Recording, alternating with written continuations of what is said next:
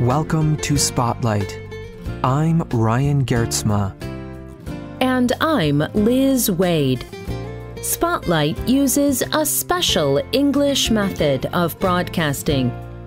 It is easier for people to understand no matter where in the world they live.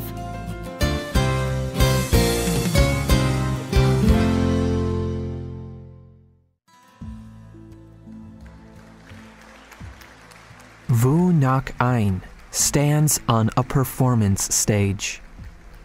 Bright lights shine on her from above. Hundreds of people are watching her. They are interested in her beautiful clothing. She is wearing a kind of traditional Vietnamese clothing called an áo dài or áo dài. Ngoc Anh walks slowly across the stage. Her áo dài moves gently side to side. This is because it is made of silk, a light, flowing material. The áo dài is two pieces of clothing, trousers and a long, fitted shirt or gown. Ngoc Anh's trousers are white. Her gown is a golden yellow color. It covers her arms down to her wrists, and it fits tightly around her chest and neck. It hangs almost to the ground. The gown is split. It opens on the sides from her waist to the floor. As Ngoc Anh walks across the floor, she looks as if she is floating. On that night, Vu Ngoc Anh won the 2012 Miss Vietnam Áo dài competition. The judges thought she looked the most beautiful in her áo dài.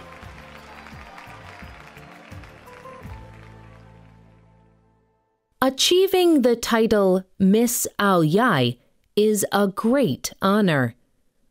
This is because the áo dài is more than just traditional Vietnamese clothing.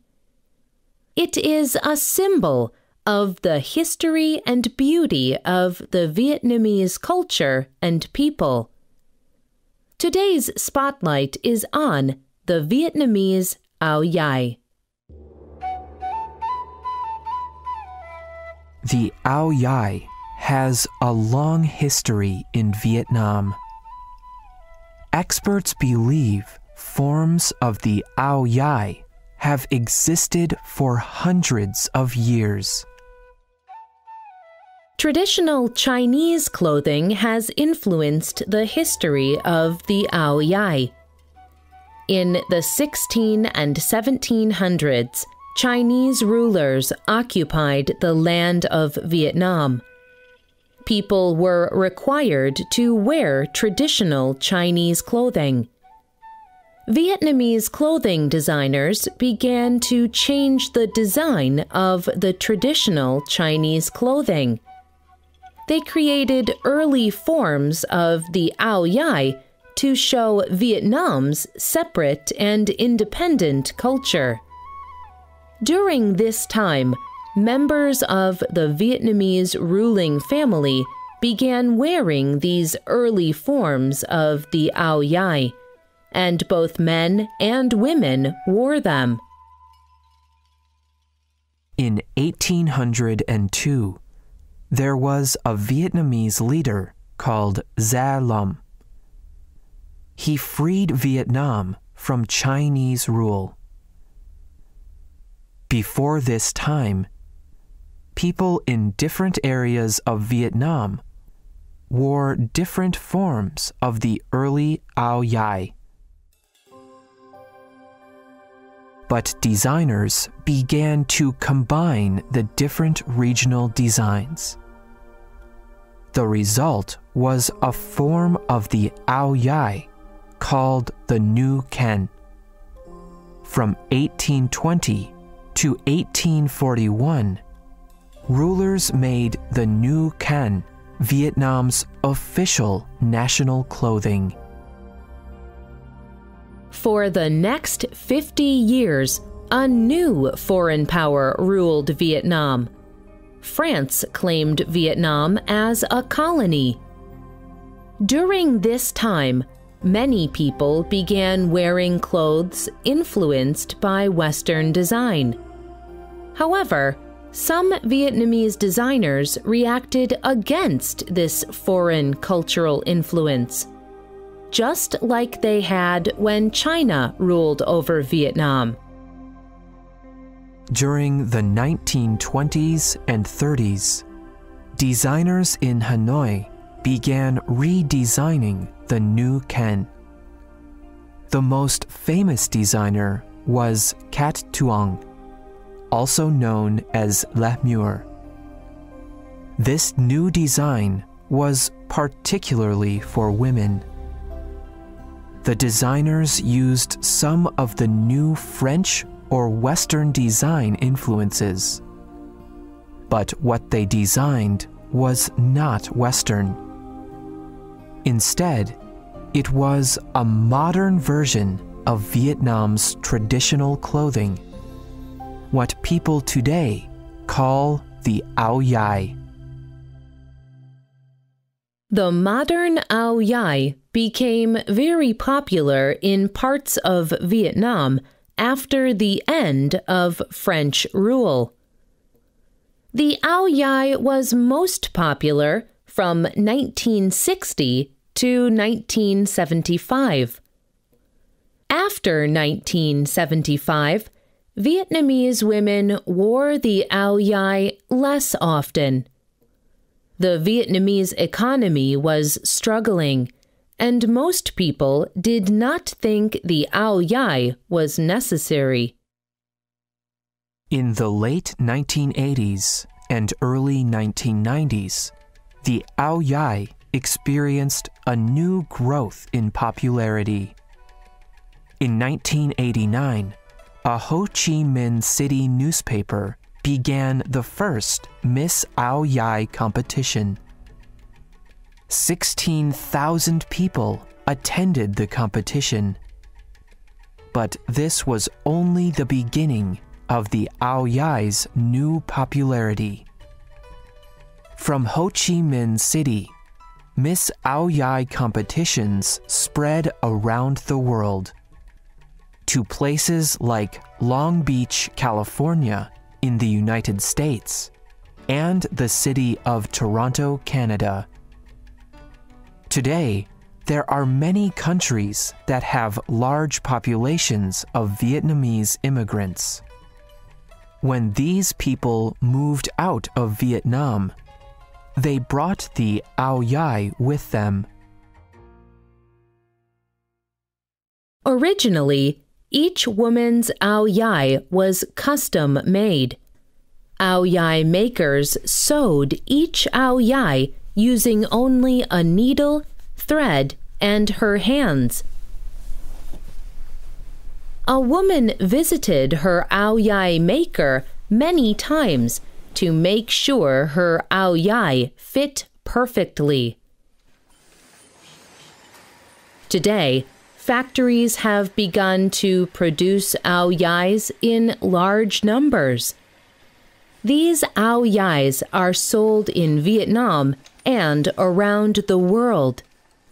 The export of the áo dài has influenced global clothing designers as far away as Paris, France, and New York City.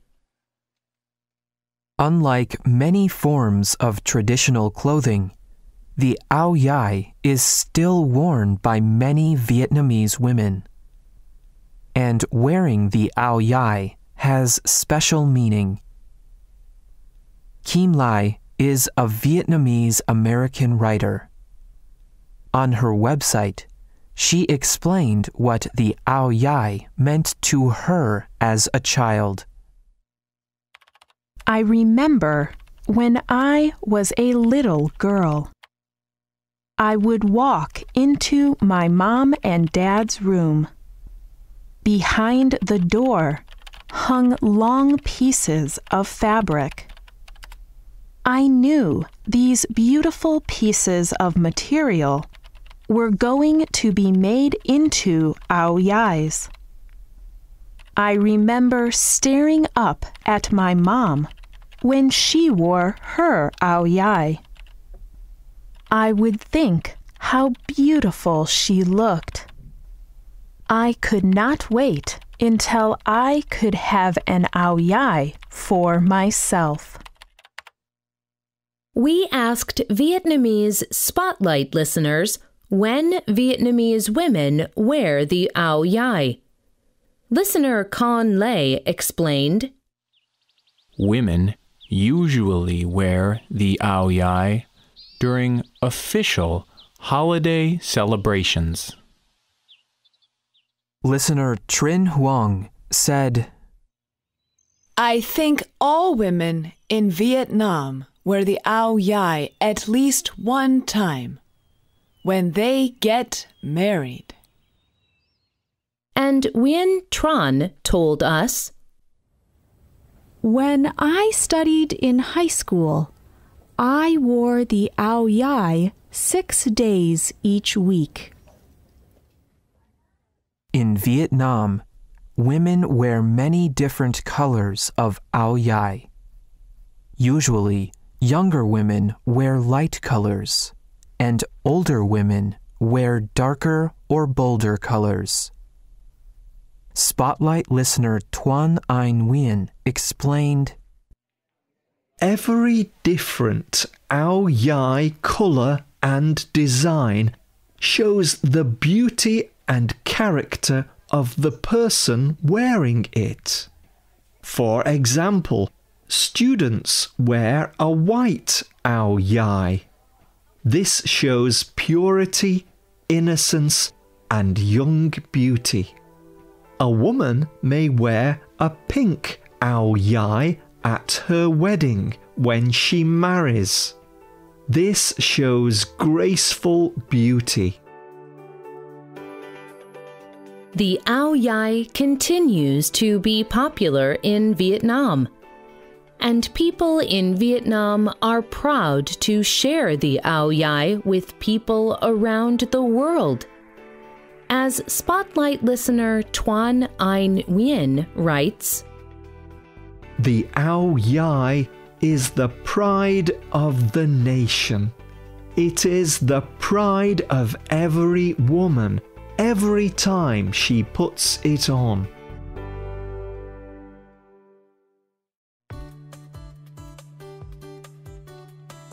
The writer of this program was Robin Basselin.